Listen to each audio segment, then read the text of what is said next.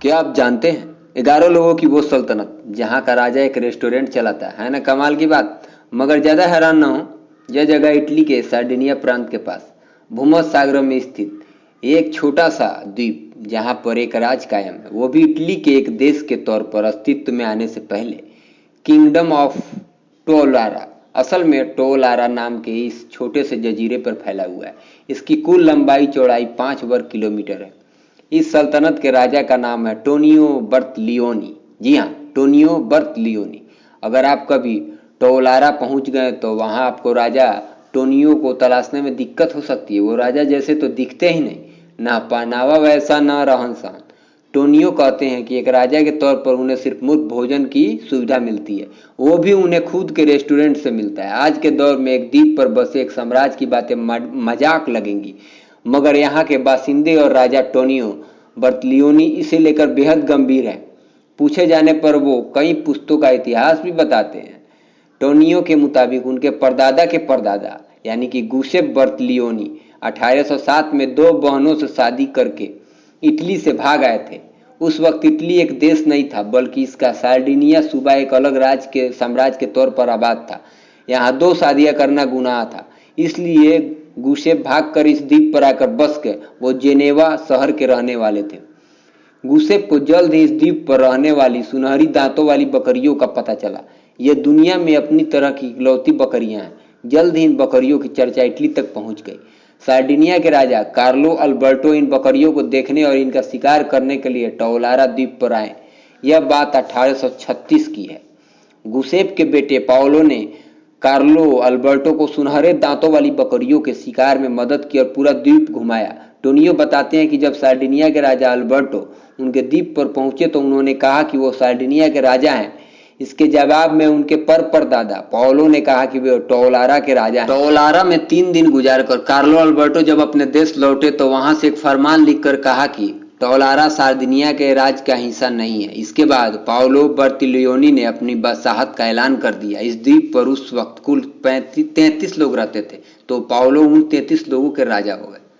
Paolo ने मरने से पहले एक शाही कब्रिस्तान बनवाया। उन्होंने वसीयत की कि उन्हें जब दफनाया जाए तो उनकी कब्र पर एक मुकुट लगाया जाए। दिलचस्प बात यह है कि पाओलो बर्तलियोनी ने जीते जी कभी मुकुट नहीं पहना था। बाद के दिनों में टोलारा के राजाओं के किस्से पूरे भूमध्य सागर में फैल गए। कई देशों के राजाओं के साथ टोलारा के राजाओं ने समझौते भी किए। इनमें से एक इटली के संस्थापक कहे जाने वाले गुसेप गैरिबाल्डी भी थे। उस वक्त के सार्डिनिया के राजा विटोरियो इमैनुअल द्वितीय ने तो 1903 में टोलारा के साथ शांति समझौता भी किया था। 19वीं सदी में ब्रिटेन की महारानी विक्टोरिया ने दुनिया भर के राजाओं की तस्वीरें इकट्ठी करने का मिशन शुरू किया था। इस दौरान एक जहाज उन्होंने टोलारा भी भेजा था ताकि वहां के शाही खानदान की तस्वीरें उतारी जा सके। उस दौर में तस्वीर वर्षों तक इंग्लैंड के बर्किंघम पैलेस की शान बढ़ाती रही। आज वो तस्वीर टोनियो बर्तिलियोनी के रेस्टोरेंट में टंगी है। 1962 में यहाँ नेटो का सैनिक अड्डा बनने के बाद इस छोटे से साम्राज्य की संप्रभुता खत्म हो गई। इसके अधिकतर हिस्से पर किसी के आने जाने पर पाबंदी लगा दी गई, मगर इटली ने कभी भी औपचारिक रूप से टोलारा को अपना हिस्सा नहीं बनाया। हालांकि टोलारा को दुनिया का कोई भी देश मान्यता नहीं देता। टोलारा के राजा टोनियो और उनके परिवार के लोग इटली से इस द्वीप तक के लिए फेरी सर्विस चलाते हैं। बड़ी तादाद में सैलानी यहाँ घूमने के लिए आते हैं। वो यहाँ की बकरियां और विलुप्त होती बाज की एक नस्ल को देखने के लिए आते हैं। टोलारा के आसपास के समंदर में बड़ी तादाद में समुद्री जानवर होते हैं। बहुत से सैलानी इनके साथ अटखेलियां करने के लिए भी यहाँ आते हैं। टोनियो और उनके भतीजे फेरी सर्विस चलाते हैं, तो वहीं उनका एक भतीजा समुद्र में मछलियों और दूसरा शिकार करता है। इन जीवों को फिर द्वीप पर स्थित इकलौते रेस्टोरेंट में पकाकर सैलानियों को परोसा जाता है। टोनियो कहते हैं कि टोलारा पर राज करना खानदानी पेशे जैसा है। सैलानियों की आमदोरफ्त बढ़ने से टोनियो के राज की आमदनी भी बढ़ी है, लेकिन वो आम लोगों जैसी जिंदगी ही गुजर बसर करने में यकीन रखते हैं। टोनियो को रोज सुबह उठकर खानदानी कब्रिस्तान जाकर अपनी बीवी भी कब्र पर फूल चढ़ाना सबसे अच्छा लगता है। वो प्लास्टिक के फूल ले जाते हैं। टोनियो का कहना है कि असली फूल ले जाने पर बकरियां उन्हें चबा जाती हैं।